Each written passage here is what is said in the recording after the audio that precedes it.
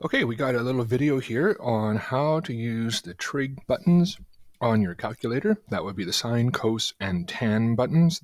Those words are short for, well, sine is short for sine except with an E. Cos is short for cosine, and tan is short for tangent. And we are going to look at questions both where we are going, what I call going forwards, where we just press the sine, cos, or tan buttons, and also the inverse is when we are going backwards trying to find an angle. So if we look at a question here, this is what we're eventually going to get to. There on the top three questions, we are trying to calculate the sine or the cos or the tan of something, and so that would be a going forward question when we know the angle. In the bottom questions, we don't know the angle. Remember, we often use this Greek letter theta here to represent an angle. So we don't know what the angle is, but we know what its trig ratio is. So that is going to be going backwards. And notice, look at the answer boxes here. Up here, we're just evaluating what are those three. Down here, we're saying, given that we know this relationship, sine theta equals 0.8192, what is theta? And you even notice we have a little degree sign out there saying that this answer is an angle. Okay, so before we get into that, we got to do a couple things to make sure we are set up properly to do this. The first thing is your calculator has to be in degree mode. There are three ways to measure angles. The one we are all familiar with because we use it in our everyday language is degrees. We grow up talking about degrees. We know what a 90-degree turn is. We know how to do a 360 or a 180 on our skateboard. Well, you may. I don't. I was never a skateboard person, but you get the idea. Or you do a complete 180 on a position. It means you turned around completely, right? So degrees are sort of built into our everyday understanding. There are these other two, which actually turn out to be, in a lot of ways, far more useful, but we're not going to get to them yet. If you go on in math, you may get to a course where it becomes valuable for you to measure your angles in radians or gradians, the other two options. Your calculator, I'd say 99% of calculators, if you look at the screen, you will be able to see which mode you are in. And that is because at the top, it'll either say one of these three-letter words, well, three or four-letter words, D-E-G-R-A-D or G-R-A-D, grad, at the top, or it often will just say a D, an R, or a G. If you have degrees up there at the top or D, then you are good to go. You can skip ahead here. Otherwise, well, actually, no, you want to know how to switch it into the right mode anyways, because sometimes it gets into the wrong mode. If you have R or G or rad or grad, then you want to figure out how to put your calculator into degree mode. And it says here, this is often done by using a button that says mode or setup or menu or something similar, options.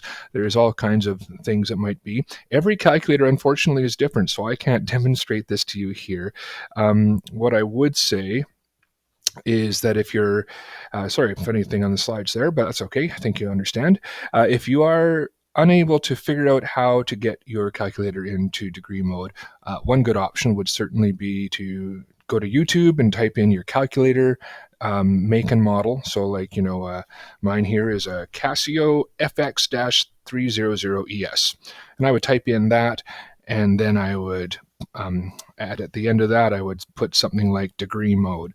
And I'll bet that there will be some nice person who has made a video of how to put that calculator into degree mode. If not, and you can't figure it out, then if you're in one of my classes, get a hold of me, send me a picture of your calculator, and I can usually figure it out and can send you back some instructions. Okay, this is important. That's why it's in red. When you start any trigonometry test, look at your calculator every time, because it is possible for those calculators to get out of degree mode just by accident into radians or gradians. And what that means is that every single time you press the sine, cos, or tan button during that test, you will get the wrong number out. Now, usually most instructors are going to be pretty generous on that. They're going to figure out what happened usually and go through and notice that all your answers are correct. You just were in radian mode, so they're all different. And not dock you every single question. Although if you're doing a multiple choice test, there's a good chance you're going to be out of luck on that. So it is important at the start of a trig test, look at your calculator, make sure you're in degree mode. Okay, now unfortunately, I can't just tell you straight away what buttons you pressed to use your trig functions, because there are two ways they build calculators, and you need to first figure out which type you have. And there is an easy, quick test you can do for this. Clear out your calculator, so make sure it's on, press clear, so you just have a 0 on the display, or every once in a while there's a calculator that doesn't show 0, it just shows blank, but usually they'll show a 0. And then press the cos button. Make sure it's the cos button, because that's how this quick little test works. One of two things is going to happen.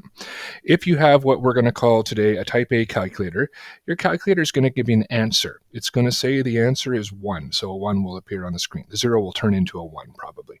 And what just happened there is your calculator took the cosine of 0, which happens to be 1, which is why I choose cos for this test, because sine and tan of 0 happen to be 0, so you're not going to be able to tell whether anything happened or not. But if you do cos as your test, you get 0 on the screen, press cos, and you get 1. That means you have a type A calculator. If, on the other hand, the other thing that will happen is the word cos will appear on your calculator. Instead of giving you an answer, the word cos will appear, usually with a cursor after it that's blinking at you, and it's waiting for you to give it more information, because it's saying, what do you want to take the cos of? So type A calculator takes the cos of whatever happens to be on the screen already. Type B calculator, you press cos first, and then you type in what you want to take the cos of. There's advantages and disadvantages to each. We're going to find that for just the one-step things we're doing today, where you just find a trig ratio, type A is, I guess, technically one button press more efficient. You do it in 2 buttons, or instead of 2 entries instead of 3. In the long run, probably type B calculators are more versatile in the types of mathematical situations they can handle more easily, which is why they are slowly overtaking. It used to be all type A calculators. There was no such thing as this other type over here, but slowly more and more of the scientific calculators are this type here. So run the test, and get 0 on your screen, press cos. If you get a 1, then you're going to, every time I give instructions, you're going to be following the type A instructions. If, on the other hand, the word cos appears on your screen, you're going to be following the type B instructions. Okay, let's just make sure we got this down. So how do we use each of these two types? Let's say, for example, we want to find the tan of 25 degrees. On a type A calculator, you're going to type 25 in first, and then press the tan button. And that will take the tan of whatever's on your screen, which is 25. And you should get an answer of 0.4663. There will be more decimals there. I just rounded it to 4. If you have a type B calculator, you are instead going to press the tan button. No, it should be a closed quote right there. Sorry about that. You're going to press the tan button. Then you're going to type in 25. And it's not going to do anything yet, because it's waiting for you to finish typing. Because what if it's not 25? What if it's 257, right? It's waiting for you to finish. So you tell it you're done by pressing, it would be either the equals button, or some calculators call it an enter button. Every once in a while, I've seen a calculator that has an OK button instead of enter. So one of those options. And you should get the same answer, 0.4663. This is assuming, again, that you are in degree mode, because if you're in one of the other modes, you will get different answers. So there's your 2 options. So let's go back to these questions, and we're going to do the top 3 here. So I pick up my calculator, and if it's a type A calculator, I type 22 and then press sign. Or if it's a type B calculator, I press sign, then I type in 22, and then I press equals or enter. And what I should get is something like this. Now, this particular calculator, I pulled 8 decimal places. Some calculators have fewer, some calculators have more, but you should have more than enough. You see the question tells us to round to 4 decimal places, so I'm going to take a look here, 0.1, 2, 3, 4. The 6 is the 4th place. I look at the next digit, it's a 0, so I round down, 0.3746. Same thing, cos 26. And so I'm just going to put the answers up here so you can check them. And so again, these are the numbers that should appear on your calculator when you try these, and then when you round to 4 decimal places, you should be getting those values over there. So you can pause the video if you need to just punch those in and make sure you can match those answers. And then we are going to go on to going backwards. So here we went forwards, we knew the angles, we were finding the sine, cos, or tan of the angles. Now we have questions where we don't know the angle.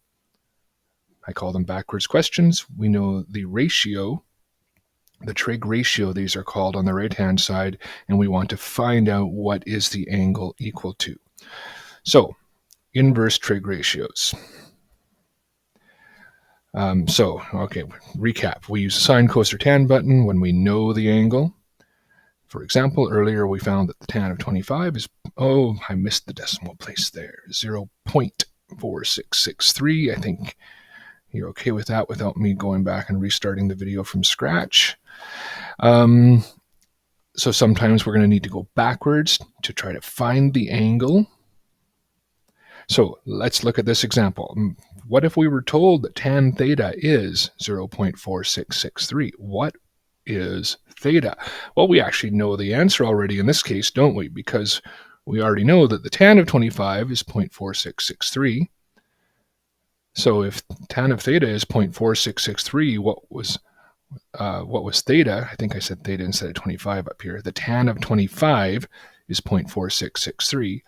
So if the tan of an unknown angle is 0.4663, what was that angle? Well, it must have been 25, right? How can we find that on our calculator? Well, we're going to use the inverse trig ratios. That's a different way for it, kind of means opposite, it's going backwards. And they are going to look like this. They're represented in math with a little -1. So sine to the power of -1. It looks like it's actually not a power. It's representing the inverse. And so in some other video, I'll tell you why that is the single worst choice of notation in all of mathematics. And it bugs me, but we're not going to get into that now. I'm going to resist the temptation to go on a rant. So that's how we represent the inverse trig functions. How do you get them on your calculator? You're usually going to see them written above the sine, cos, and tan buttons. So above the sine button, you'll see the sine -1. Above the cos button, you'll see cos -1, and so on.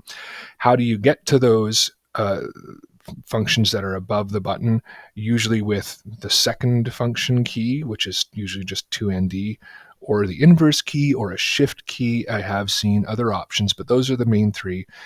Notice I said usually because there are all kinds of calculators. I have seen calculators that have their own individual buttons for inverse sine, inverse cos, and inverse tan. So you would actually see these images on their own button. That's rare because it wastes 3 buttons on the calculator, but I have seen it.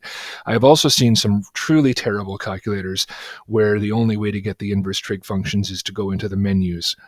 So hopefully you don't have one of those. If you do, you might consider picking up another cheaper scientific calculator that doesn't function that way. So find whether that's a second or an inverse or a shift for your calculator. And let's say we are given this question, which we happen to already know the answer will be 25 to. Tan theta equals 0.4663. What is theta? What angle makes this equation true, right? This is an equation. Tan of something equals 0.4663. What is the something? So type A calculator, very similar to what we did before. You're going to type in the 0.4663 first. Then instead of just pressing tan, you are first going to press shift or inverse or second or whichever it is in your calculator, and then the tan button, and the answer should pop right up for you, 24.9996. Why isn't it exactly 25? Well, that's because up here we cut this decimal off after 4 decimal places. It went on and on and on, right, on your calculator. If you kept all those many decimal places, then it's going to give you the exact 25, but you can see here 24.9996. Well, that's clearly going to round to 25. Over on your type B calculator, same idea, but you start by getting your inverse tan up on the screen, and you do that by pressing shift or inverse or second function, whichever it is in your calculator, then tan. You should see the tan -1 pop up on your screen. Then you type in 0.4663 and press enter, and you should get the same answer. Okay, so Yeah, so just one, I think I've probably beat this to death, but just one last recap, just so you really see the bigger picture here. What's going on when we go forward with sine, cos, or tan button, and when we go backwards with the inverse sine, cos, or tan button. Look over here, the tan of 25 is 0.4663 we calculated. And then later we said the tan of what angle is 0.4663, and our calculator told us it was 25, right? So we are going forwards when we know the angle, backwards when we're trying to find the angle. Backwards means using your second function or shift or inverse. Back to our questions. So sure, I'll talk this through quickly. If you have a type A calculator, type in 0.8192, press the second function key or whichever it is in your calculator, then the sine button, and this number here should immediately pop up for you, which when you round it to the nearest whole degree is 55. Normally I'd put a little degree sign there because it's an angle, but I'm not here because look at it's already put out there for us. Same thing with the others. So I'm going to let you try these.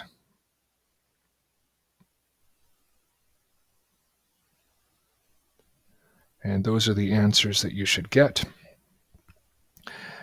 And I believe that's it. So try those. If you are finding you can't match those answers for some reason, and this obviously is for people in my classes, shoot me an email and we will figure out what is going on and get you sorted out. Have a great day.